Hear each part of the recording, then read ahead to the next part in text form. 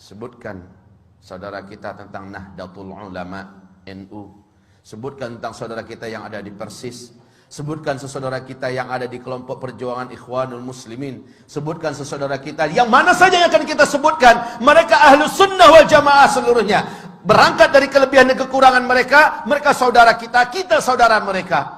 Kalau setiap kelompok berpikir macam ini, maka akan ketahuan bahwa kita sesama kita tidak layak untuk dibentur-benturkan dan tidak pantas untuk saling bermusuhan. Musuh kita yang nyata adalah Yahudi.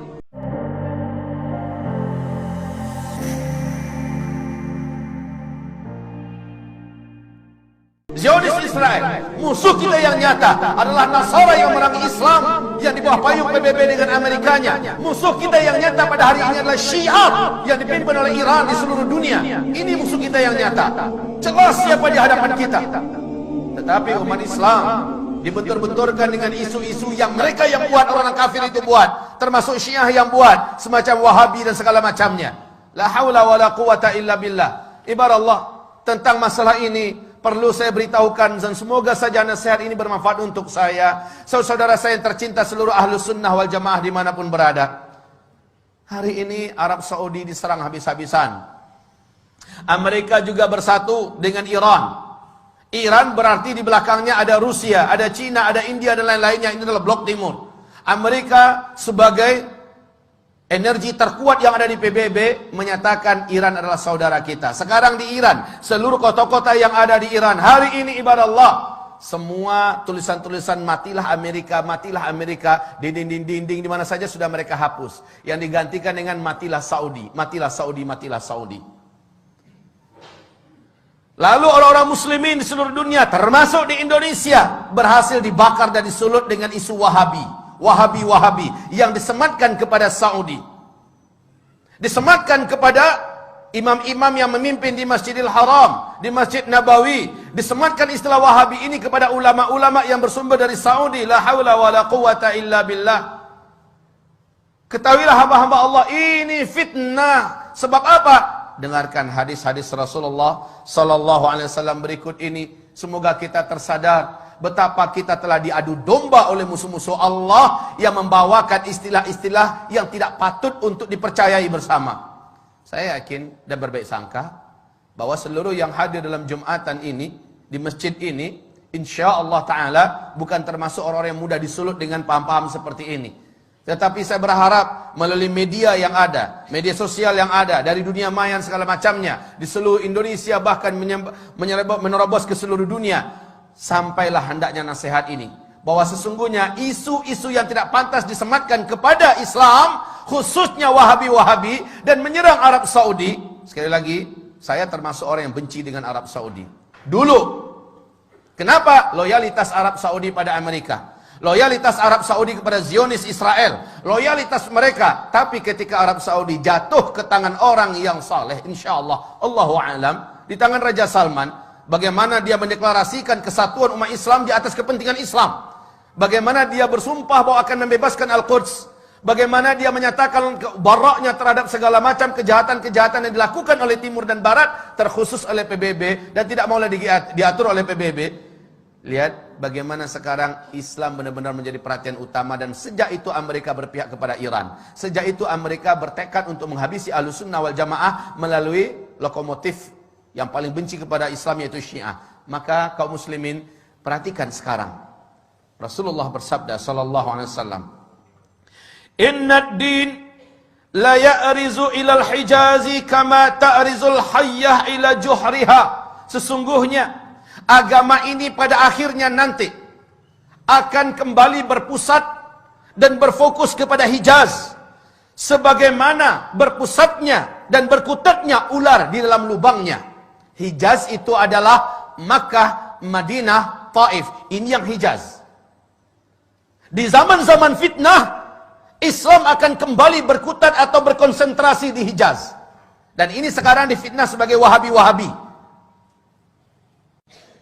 Rasulullah sallallahu alaihi wasallam ceritakan oleh Abu Hurairah, semoga Allah ridha kepadanya. Rasulullah bersabda, "Innal Islam bada'a ghariban wa sayaudu ghariban kama bada'a."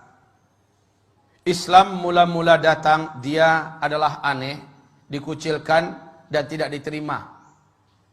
Nanti ketika di akhir zaman, Islam akan kembali dianggap aneh, dikucilkan dan kembali tidak diterima. Justru oleh umatnya sendiri.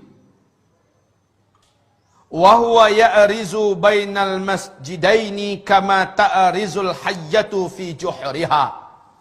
Dan Islam ini, kata Rasulullah sallallahu alaihi wasallam, hanya akan terpusat di dua masjid ini, yakni Masjid An-Nabawi dan Masjidil Haram, berarti di Mekah dan di Madinah, ya. Kama ta'rizul hayyatu fi juhriha, sebagaimana ular berpusat di dalam lubangnya.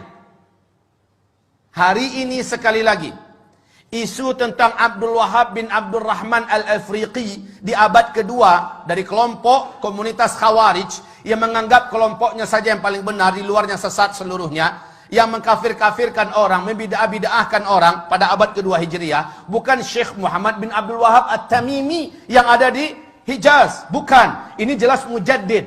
Tetapi umat Islam ini dengan dalam buku yang ditulis oleh Muhammad Novelis, Zionis dan Syiah bersatu menghantam Islam. Ternyata istilah Wahabi-Wahabi yang harusnya di abad kedua yang muncul itu, si Khawarij itu, ini yang dihidupkan dan disematkan kepada Syekh Muhammad bin Abdul Wahab. Dan ini tidak benar, ini batil. Syekh Muhammad bin Abdul Wahab adalah seorang mujaddid, ulama Ahlus Sunnah wal Jamaah.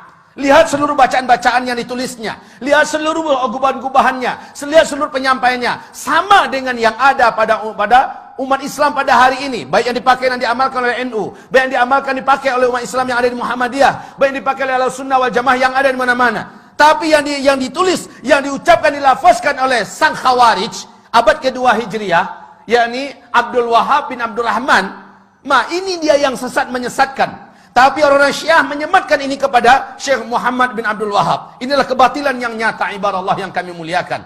Lalu umat Islam sekarang mau saja percaya dan dibentur-benturkan.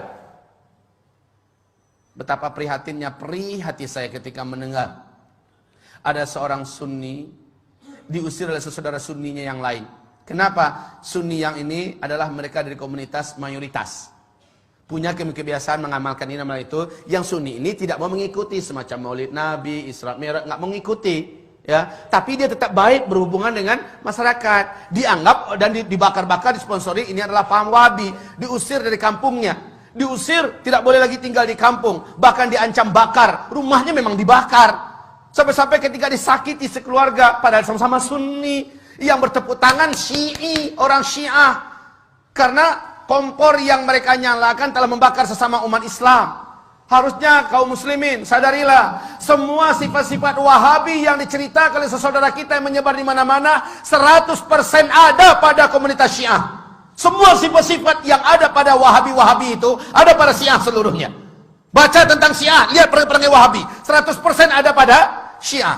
Yang maling mereka, yang teriak maling mereka, dan mengadu domba sesama umat Islam. Sadarlah, sadarlah. Wahai saudaraku, jangan mau dibentur-benturkan. Cintai saudaramu. Dan kata Rasulullah SAW, La tadkhulul jannah hatta tu'minu.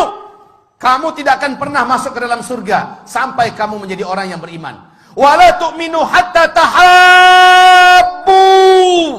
Dan kamu tidak akan pernah menjadi orang yang beriman sehingga kamu saling mencintai. Kamu tidak akan pernah menjadi orang yang beriman sampai kamu saling mencintai. Saling mencintai ini adalah syarat menjadi orang yang beriman. Ibarat Allah, ma'asyiral muslimin, hamba-hamba Allah yang kami muliakan. Bagaimana, surga mana yang akan kita layak masuki sementara kita membenci sama orang beriman? Surga mana yang pantas kita masuki? Padahal yang pantas menjadi ahli surga hanyalah orang yang beriman. Dan kamu tidak akan sampai dan tidak akan pernah menjadi orang yang beriman sampai kamu mencintai sesama saudara kamu. Perbedaan nama, perbedaan karakter, perbedaan sifat dan sebagainya, jangan dijadikan alasan untuk kita tidak menganggapnya saudara kita. Orang tua kita sama, Al-Quran dan As-Sunnah. Rumah besar kita sama, Islam. Yang prinsip-prinsip kita masih sama. Hanya perbedaan-perbedaan ini jangan sampai kita mau dicabik-cabik.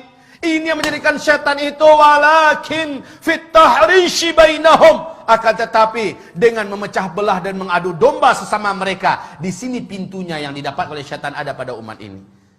Semoga hamba Allah yang menyampaikan diampuni oleh Allah Subhanahu wa taala ketika hamba ini melakukan khilaf dan salah.